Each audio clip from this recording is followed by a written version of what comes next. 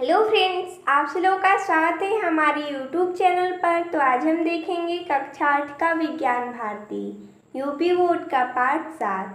पाठ का नाम है जंतुओं में जनन। तो देखिए दोस्तों, हम इस पाठ का सभी प्रश्न उत्तर देखेंगे। जैसा कि अभ्यास प्रश्न से प्रश्न नंबर 1 है, निम्नलिखित के सही विकल्प चुनकर अपनी अभ्यास पुस्तिका में लिखिए।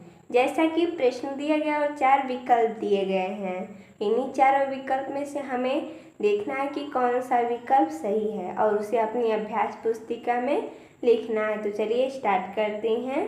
प्रश्न है, जंतुओं में निरंतरता के लिए आवश्यक है।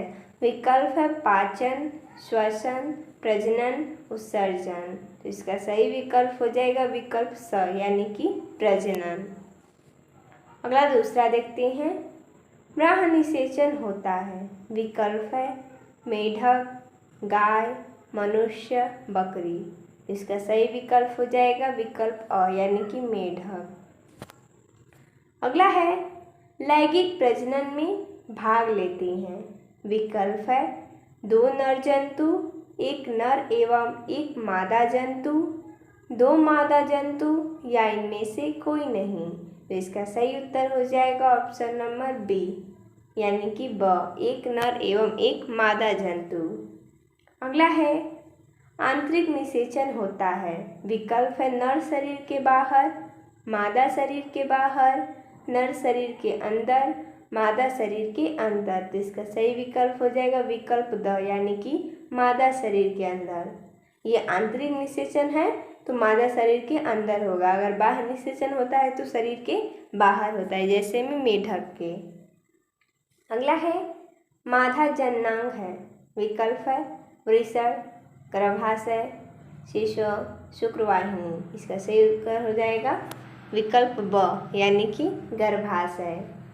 अगला प्रश्न 2, सत्य कथन के सामने सही तथा असत्य कथन के सामने गलत का चिन्ह लगाइए। जैसा कि हमने यहाँ पर लगाकर दिखाया है। दिया गया है प्रश्न, अमीबा मुकुलन द्वारा प्रजनन करता है। ये क्या है? गलत है। दूसरा है, मेढक में बाह्य निषेचन होता है। ये हमारा क्या है? सही है, तो हम सही का निशान लगा देंगे।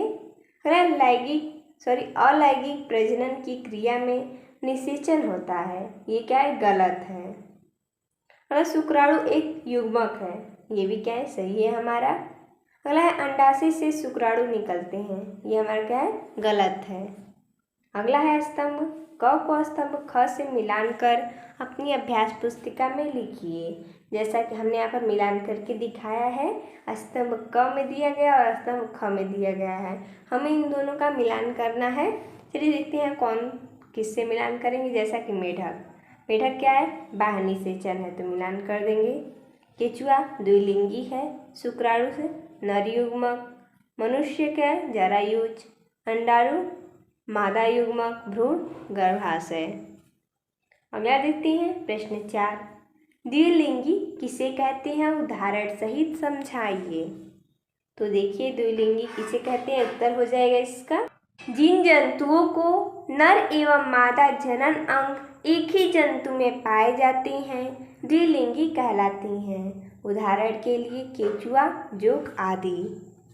अगला है प्रश्न 5, प्रजनन से आप क्या समझते हैं? इसका उत्तर हो जाएगा, जंतुओं में अपनी ही जाति की निरंतरता बनाए रखने की क्रिया को प्रजनन कहते हैं। अगला है प्रश्न 6, लैंगिक प्रजनन तथा अलैंगिक प्रजनन में अंतर समझाइए। जैसा कि हमने यहाँ पर दो अंतर लिखा है। लैंगिक प्रजनन के लिए नर एवं मादा का होना आवश्यक होता है। ये 2 प्रकार की होती हैं, एक लिंगी एवं द्विलिंगी। अलैंगिक प्रजनन, इसमें नर एवं मादा की कोई आवश्यकता नहीं होती है। ये 3 प्रकार के होते हैं, मुकुलन, बहुविभाजन, द्विखंडन। अगला है प्रश्न 7, आंतरिक निषेचन किसे कहते हैं? इसका उत्तर हो जाएगा, जो निषेचन क्रिया मादा शरीर के अंदर होती है उसे आंतरिक निषेचन कहते हैं। जैसे बैल, बकरी, मनुष्य आदि। यानी कि जब अंदर होगा निषेचन उसे हम आंतरिक निषेचन कहेंगे।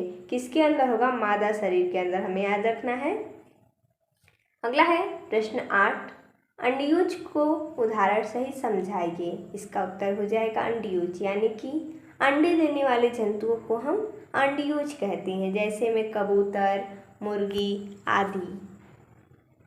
अगला प्रश्न 9, बाह्यनिषेचन किसे कहते हैं? उदाहरण सहित समझाइए। इसका उत्तर हो जाएगा शरीर के बाहर होने वाला निषेचन बाह्य निषेचन कहलाता है। उदाहरण के लिए मछली, मेढक आदि, यानी कि जब शरीर के बाहर निषेचन होगा तब हम बाह्य निषेचन कहेंगे। अगला है प्रश्न 10, मादा के किस जनन अंग में भ्रूण का रोपण होता है? इसका उत्तर हो जाएगा मादा के गर्भाशय में भ्रूण का रोपण होता है।